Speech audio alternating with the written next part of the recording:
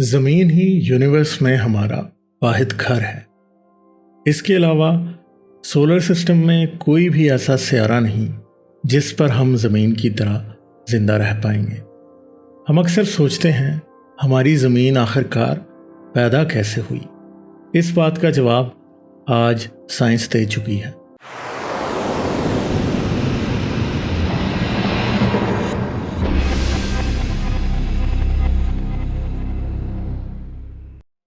ज़मीन ही यूनिवर्स में हमारा वाहिद घर है। इसके अलावा सोलर सिस्टम में कोई भी ऐसा सियारा नहीं जिस पर हम ज़मीन की तरह ज़िंदा रह पाएंगे। हम अक्सर सोचते हैं हमारी ज़मीन आखिरकार पैदा कैसे हुई। इस बात का जवाब आज साइंस दे चुकी है।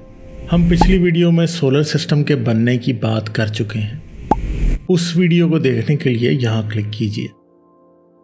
आज हमें स्पेस में कई सोलर सिस्टम पैदा होते दिखाई देते हैं। इसके साथ साथ हम मिल्की वे गैलेक्सी में कई दूसरे सितारों के गिर्द घूमते सियारों को डिस्कवर कर चुके हैं, जिसकी वजह से हम जानते हैं कि यूनिवर्स में मौजूद प्लैनेट्स और सितारे किस तरह बनते हैं, और इसी तरह हमारी ज़मीन और सूरज भी पैदा हुए।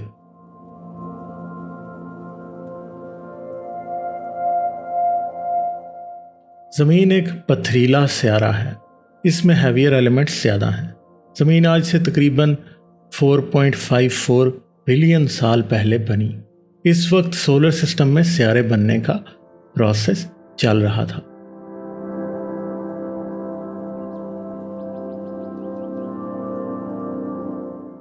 सोलर सिस्टम में गैस और पत्थरों की शक्ल में मौजूद प्रोटोप्लैनेटरी मास प्रोटोप्लैनेट्स की शक्ल में इकट्ठा हो रहा था। इन्हीं में से एक हमारी ज़मीन भी थी, मगर इस वक्त की ज़मीन आज की ज़मीन से बहुत मुख्तलिफ थी। ये लावे की दहकती हुई जहन्नम का समा पेश करती थी। इस पर पानी बरसने के बजाय आसमान से जलते हुए पत्थर गिर रहे थे। हर गिरता पत्थर जब ज़मीन पर गिरता तो इसकी लाई हुई एनर्जी की वजह से लावा सैकड़ों मील हवा में उछल पड़ता, मगर आहिस्ता आहिस्ता हर गिरता एस्टेरॉयड ज़मीन के मास में बढ़ोतरी करता जा रहा था। इस दौर को हैवी बम्बार्डमेंट एरा या फिर हेडियन पीरियड कहा जाता है। ज़मीन के मोल्टन फॉर्म में होने की वजह से हैवियर एलिमेंट्स नीचे सिंक करते जा रहे थे और लाइटर एलिमेंट्स ऊपर की तरफ उठते जा रहे थे।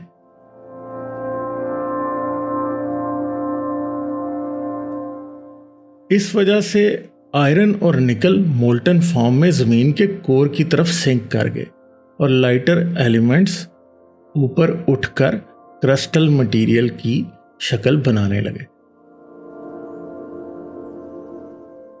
सोलर सिस्टम के बनने के तकरीबन 5 करोड़ साल बाद ज़मीन एक छोटे प्रोटोप्लैनेट से टकरा गई, जिसकी वजह से वो प्लैनेट पाश पाश हो गया। इसके साथ साथ ज़मीन का बहुत सा मास उछलकर स्पेस में जा पहुंचा। कुछ वक्त के लिए इस मैटर ने ज़मीन के गिर्द सैटर्न की तरह के रिंग्स बना दिए। बाद में यही रिंग ग्रेविटी की वजह से हमारा चांद बन गए। चांद की पैदाइश और एवोल्यूशन को हम एक सेपरेट वीडियो में डिस्कस करेंगे।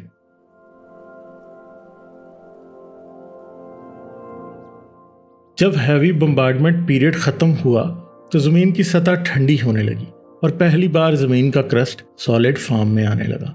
क्रस्ट ज़मीन की सरफेस को कहते हैं। ये सिलिकेट मटेरियल का है। ये बहुत शदीद वॉल्केनिक एक्टिविटी का वक्त था, मगर जैसे जैसे ज़मीन ठंडी होती गई इसके क्रस्ट की थिकनेस बढ़ने लगी और प्लेट टेक्टोनिक्स का प्रोसेस शुरू हो गया। प्लेट टेक्टोनिक्स को भी हम एक अलहदा वीडियो में डिस्कस करेंगे।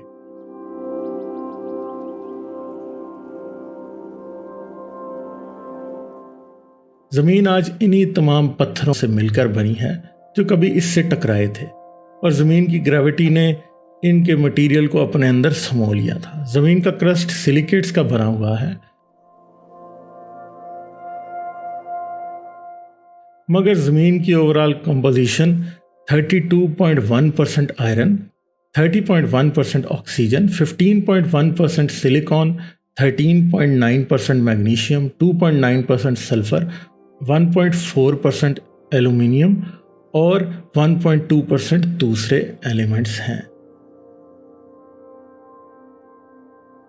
जमीन का रेडियस 6378 किलोमीटर है। जमीन की सतह से तकरीबन 35 किलोमीटर नीचे क्रस्ट खत्म हो जाता है और अपर मांटल शुरू हो जाता है और 660 किलोमीटर की गहराई तक अपर मांटल है। इसके बाद लोअर मांटल शुरू हो जाता है।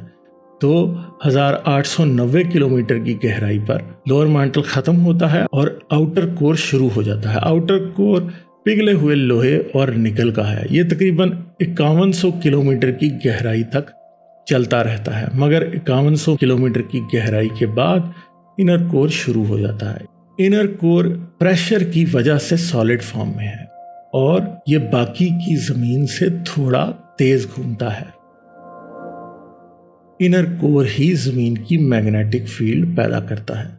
जमीन हमारे सोलर सिस्टम का सबसे हैरत अंगेज सियारा है। ये वो सियारा है जिस पर जिंदगी पैदा हुई। ये सूरज से इतने फासले पर है कि इस पर पानी लिक्विड फॉर्म में रह सकता है, जो कि जिंदगी की वजह है।